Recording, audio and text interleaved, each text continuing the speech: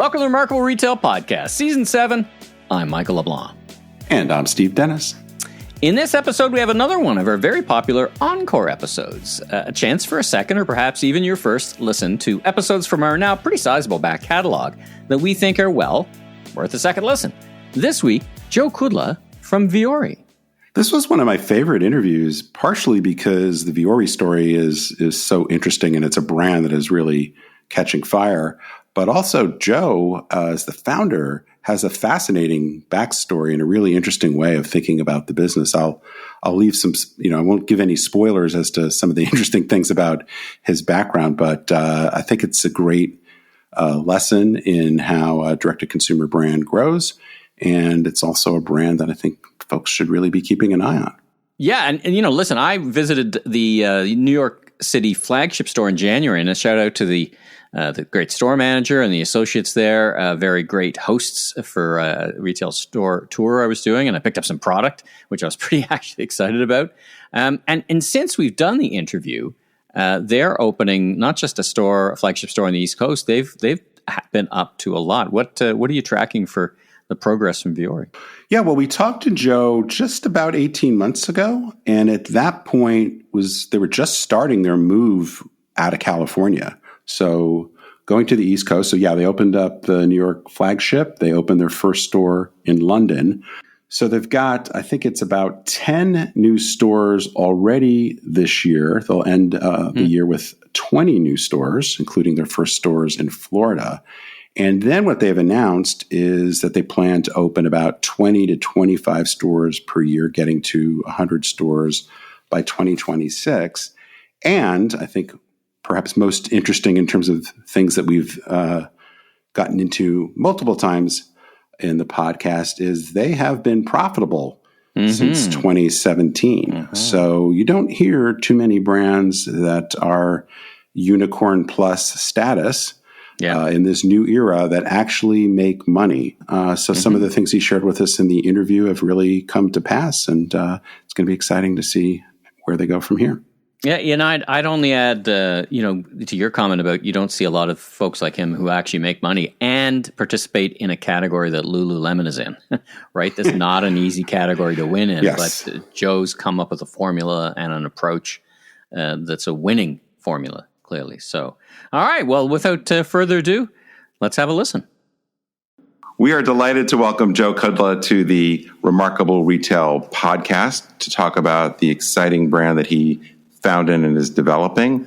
So welcome, Joe. How are you today? I'm doing great, guys. Thanks so much for having me on. Well, we're delighted to have you. You and I have I believe, a mutual connection with Jim Gold, who is he on your board? Is that right? He is. He also happens to be one of my favorite people in the world. But yes, fortunate to have Jim on the board. Well, he's a great guy. Jim and I, as some folks will know, worked together at the Neiman Marcus Group way back when, and both have spent some time in Dallas. But in any event, let's talk about you. One of the things we love to do at the outset of these episodes is just ask our guests to talk a little bit about who they are, their professional journey, and then we'll dig into the Vuori story in just a second. Yeah, happy to. I think I'm a bit of an anomaly, being the founder of an apparel brand. I studied accounting in college, and my first job coming out of school was supposed to be joining the audit practice at Ernst Young. So I don't think you see a lot of those types ending up in such a creative field. But, before I went to work for Ernst Young, I got this really unique opportunity, a slight detour, and I went to work as a model in Europe. I got my degree, and we've all been there. We've all been there. Yeah. Okay, we don't hear that very often, so you got to unpack that one a little bit for us. Yeah, my friends still give me a hard time. It's like the joke that never goes away. But that was the moment that I kind of got a little bit of a peek behind the curtain at the fashion industry, and definitely did not resonate with being a model. I loved meeting people and traveling and being a young man, seeing the world was very cool, but definitely did not resonate with being a model. But I loved watching designers create incredible products and seeing how they use textiles and color and all these things to bring these collections to life. That was very inspiring to me. And it was kind of the moment that I was like, man, maybe there's a creative inside me, because all that I had done in my life to date was really play sports, and study accounting. I was a very active guy, but never had nurtured a creative bone in my body. But after a few years doing that, I went back to Ernst Young. I was ready to kind of start my quote unquote professional career. And so I begged for my job back. They had me back, and I did a couple years, got my CPA license. And during that time, I met a girl who was a designer. She was going to FITM, graduating from design school, and I encouraged her to start her own contemporary line with me. And so we that was our first kind of go at an apparel brand. And it was never really set up for success. I mean, I didn't know that at the time, obviously, but, we were young kids, and I learned how to make clothing and how to bring it to life, how to go out on the road, sell it to specialty boutiques. And while the business never really went anywhere, we got the brand in some really good stores. It was the first time that I kind of told myself, like, man, maybe I could do this. But I was working 60 plus hours a week at Ernst Young, and there wasn't a lot of free time. And then I decided to leave EY, and I started an accounting and technology recruiting and consulting company called Vaco, with a couple of my really good friends at the time. And we built this really great business. And I did that for a long time. I was in this position where I wasn't raised with a lot of money in the household, rich in love and experiences, but material wealth was not something that my family had. And so I think I spent the first kind of half of my career chasing material wealth. Like, I wanted to prove to myself that I could go out and, create something and acquire things and do all those things, because it was new to me. But after running that business with them for about 8 years, I started kind of getting that creative itch. And that was about the time that I was getting into yoga. I really started to see the opportunity for Vuori before me. And I decided to leave. And instead of kind of having one foot in two different worlds, trying to do the startup while you're pursuing something else during the day, I really felt like it was important for me and my personality to jump in with 2 feet. And so I resigned from a company that I built.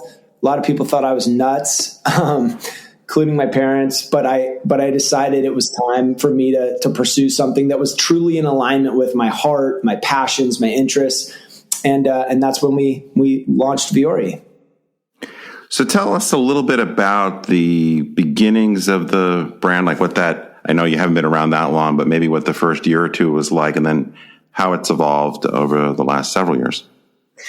Yeah, the beginning of the brand was brutal, to be honest. It wasn't an overnight success. We had a real hard time raising money. I likened it to, starting a rock band and telling your friends you're going to be the next Rolling Stones. Like, it was very hard to get people to believe that I was the guy who was going to go out and disrupt this massive activewear market. Didn't really have a track record of success in the space, wasn't a designer, really had no experience at any sort of scale. I had some success in business through a completely different industry, but hard to connect the dots. And so raising money was very challenging. And when we launched, our whole premise of starting the brand was, the seed was planted for Vuori in a yoga studio. I had hurt my back playing lacrosse in college, and I wanted to heal. And a friend suggested I try yoga. And so I was in the studio a lot. I was wearing a lot of different activewear, and we saw this opportunity to build activewear differently. That drew inspiration from where we lived here in Southern California, the beach. We identified as beach people, and out here on the West Coast, there's kind of this casual, effortless, sophisticated way of dressing. And we felt like activewear brands were really following the lead of the big kind of brands that defined the space, that have been owning it for a very long time. And as beach people, we saw an opportunity to build something with a unique point of view and an aesthetic centered around versatility. And so that was the vision for the brand. It was to come in here and do something really different. But we entered it through yoga participation, and we quickly found out that guys don't necessarily identify as yogis. That was the first flaw in our premise. And the second one was that we could sell product through like yoga studios and gyms, and that would provide us enough capital and a working capital model that could fund the growth of the business into the D2C space. That was another flaw. And after kind of a lot of contemplation and talking to our customers, we decided that we needed to pivot. It was right before we were literally out of money. We changed the brand premise. We changed the messaging. What we found out from our customers is that they loved the product, but they weren't using the product for yoga. They were literally doing everything else you could imagine before they were doing yoga. They were chasing their kids around the house. They were running. They were going to the gym. They loved it as lifestyle apparel. What we heard from our customers is that they loved the versatility of the brand. They loved how wearable it was. And that was always our intention, but we kind of took we used a yoga lens towards building the brand. So when we shifted to speaking more about the way that the customer was actually using the product, and we went all in on a direct consumer strategy, meaning like we needed to go out and build our audience direct via the web, via social media. And as soon as we shifted and made those two pivots after kind of an arduous first year in business, we really started to see the engines turn, and we defined that engine of growth. We were able to go back out to our friends and family and raise a little bit more capital and, find our groove. And that really set us on our trajectory towards where we're at today. It's so interesting. I mean, as you describe it, it's a real intersection of the personal and the professional, right? Coming together. It's weaving its way through your story. I mean, your life and your lifestyle is like a central character in the narrative. So it's interesting, again, as you talk about what it took to start spinning this flywheel. So let's cast our mind forward a little bit. You know, the category apparel, activewear has just been on fire, and to some degree, thanks to the COVID era, and hopefully as we look forward to the post-COVID era. How are you thinking about the brand, the apparel, the growth in a post-COVID era? And it is a very crowded category. It attracts a lot of attention. What do you think what's that secret sauce that makes that your brand stand out and spin that flywheel even faster? It's such a great question. And, people oftentimes want to understand, or they want to know if there's some kind of a customer acquisition kind of, not gimmick, but some kind of a hook or some kind of a unique strategy. But at the end of the day, in the business of clothing, it all comes down to the product. You've got to make great product. We are a group of product obsessed people, and we spend so much time making unique, differentiated product that feels great, that fits great. And ultimately that is the flywheel. It's making really great product. But to your point, we do benefit from a lot of trends right now, right? Like performance apparel, activewear, it's a growth market. And I think it was growing considerably prior to COVID. I think COVID was a bit of an accelerant of that trend, the casualization of our country. It was happening, but definitely COVID poured gasoline on that fire. And now as we come out, we're finding that the brand that we really set out to build pre-COVID is just resonating really deeply with how people are living their lives. The casualization of the workplace, people, the movement towards an active, healthy lifestyle. I think coming out of COVID, people are recognizing they've got to take care of themselves.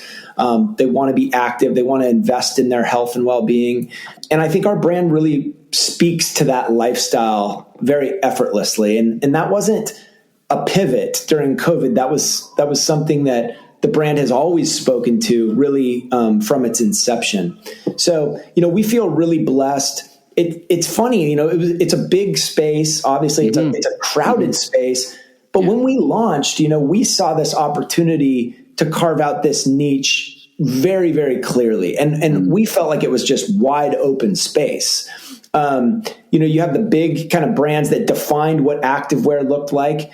But as men, we wanted product that would carry, that we could wear throughout all of these different aspects of our life. We didn't feel like we needed to buy activewear that identified us as a guy who was going to compete in a sport or a guy who was on his way to the gym.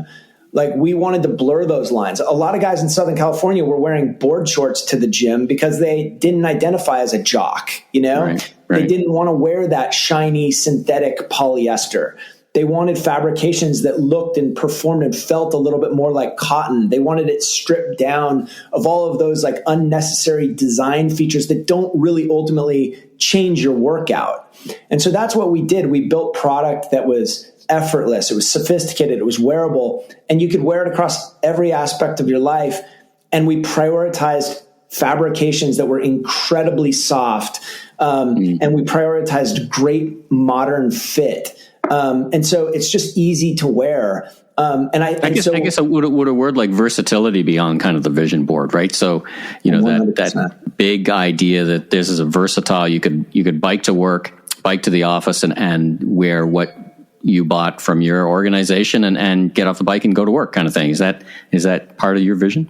100%. Versatility is a huge part of it. And, it's funny because now a lot of brands, you'll hear versatility being a keyword in a lot of marketing campaigns, especially in our space. But Vuori is really proud to have been a pioneer. When we launched the business back in 2015, nobody was talking about versatility for men. And I grew up in a time where you were either a skater or you were a jock. People wanted to be put in these boxes, and surfing was counterculture. Now executives in San Diego, at least, are having, board meetings out in the lineup. And, I think that the internet has really democratized activity, and we don't necessarily put ourselves in these boxes. People today want to do it all. They're running, they're going to yoga, they're skiing, they're surfing, they're training. And it's more about living an active, healthy lifestyle. I think Vuori's product not only transitions from activity into your everyday life, but it works for a lot of different activities. Versatility is really a key word that drives us. Well, I got a much better understanding of the product. Let's talk about, and you and I, we were talking off mic about your recent raise. Was it like in the 400 million area? And you were explaining off mic that there's more behind it than the headlines, that perhaps the headlines that folks have been reading haven't got the story quite right. So take us a little bit of, drawing on your accounting background, take us for a minute or two into what I guess we call the capital structure. You've already chronicled how you grew the business, but how does this money factor in? How does this raise factor in? And then we can talk about how you expect to grow based on all of that. Yeah, absolutely. Vuori is this, it's a unique business model, in the sense that when we were started in a garage, we bootstrapped the business. We raised $2.5 million of friends and family money, and we had to focus on profitability. I didn't have a big background in apparel. People were not overly willing to give us money in the early days. And so I had to build a working capital model that could fund its own growth. And so we did that. And we did it by working with incredible factories and building incredible partnerships with them so that they could be our Series A and our Series B and Series C instead of going back to institutional investors. And so we built a business that didn't need more capital. And even with the dynamic growth that we're experiencing, we've always focused on profitability. And therefore, we've built the model that didn't need capital. So when we talked about, people potentially getting it wrong or not necessarily just understanding this round, it was essentially, it kind of comes down to the fact that the business didn't need capital. So, this was really a secondary offering, meaning it was an opportunity to reward our early shareholders. And honestly, probably one of the most proud moments of my professional career was being able to, provide money back to those early friends and family and those people who believed in the business when not a lot of people did. So it was a really big moment for everybody in kind of the extended Vuori family, all of our investors and our management team. But yeah, we were in this unique position where we didn't need the capital to grow. So we didn't put it on our balance sheet. Joe, it's first of all, it's amazing that you've been able to provide that kind of return to your early shareholders. One of the things I'm really interested in, and Michael and I have talked a lot about on the podcast, is this idea with a lot of the digitally native brands, they experience what I call profitless prosperity. In other words, they have these phenomenal growth stories. They get a lot of press, but as I suspect a lot of them have really struggled to get to profitability. And it's not always clear whether they've got the unit economics to get there. What is it? Can you provide a little bit of insight for people that might be listening that are trying to figure out how do you create a powerful brand from scratch in just a few years and not fall into this trap of needing to raise so much money and spend so much money on customer acquisition and all the other things that get in the way of profitability? It's such a good question, and it's a great debate. And I'm not saying that we have the best model. It worked out really well for us to focus on first order profitability, first order contribution margin. That was always, we prioritized profitability over growth. But what we found is that by investing ultimately in making really great product that was resonating with customer, with the tailwinds of kind of the broader kind of psyche of the country, we were able to achieve both scale and profitability concurrently. And we feel very blessed to be in those shoes. And I know that that's not always the case for every brand. And there's a lot of folks out there, my heart goes out to them, but COVID was a headwind as opposed to a tailwind. But, you know, for us from the early days, we always were focused on acquiring a customer profitably. So first order profitability. So if they never returned, we didn't lose money on that customer. We didn't rely on lifetime value. I think that there's a common misconception in the D2C landscape that, you know, once you acquire a customer, you don't need to pay to acquire them again. Right. Yeah. And I think that's not necessarily true. I think you have to continue marketing to your audience. And I think that there is a cost of lifetime value beyond first purchase. So, but, you know, for us, it was always about, look, let's control what we can control. Let's make incredible product that's differentiated in the marketplace.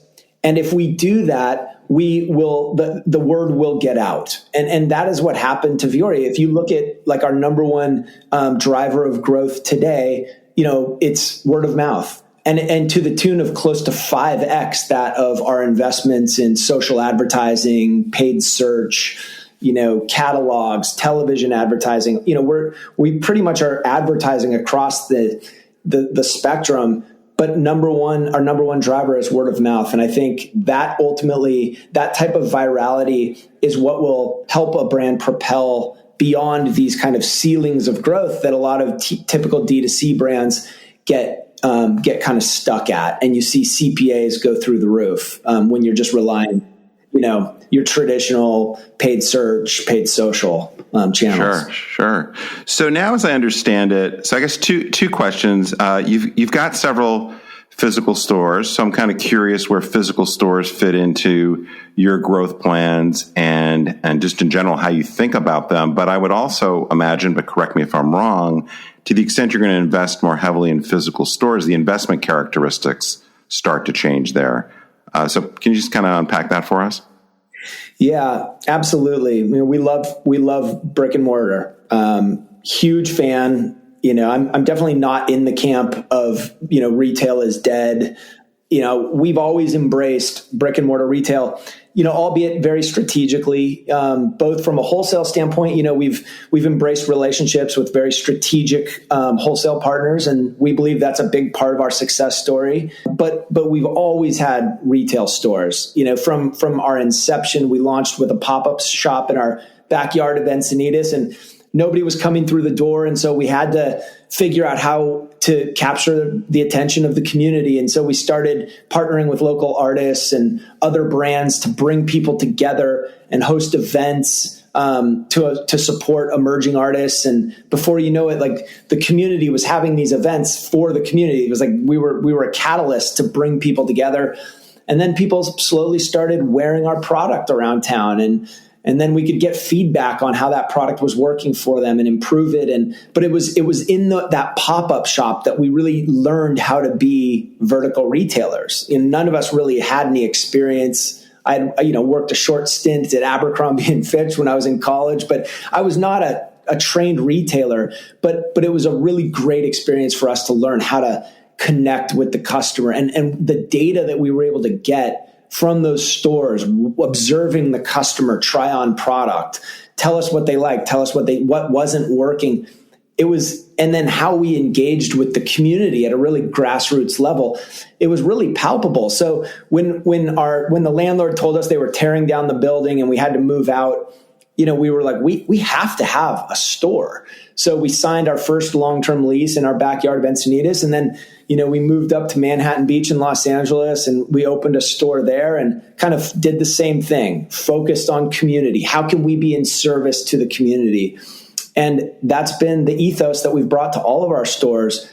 And we love our stores. We could talk a lot about, the data as to why stores are a great kind of, part of a holistic strategy, but our stores have been very profitable. They do require investment, and we're 7 years in now, and so we've got a balance sheet that can support the vertical retail expansion. It would have been harder to do right out of the gates, but now that there's awareness, it's just so fun to see Vuori come to new markets and see our customers showing up and supporting us.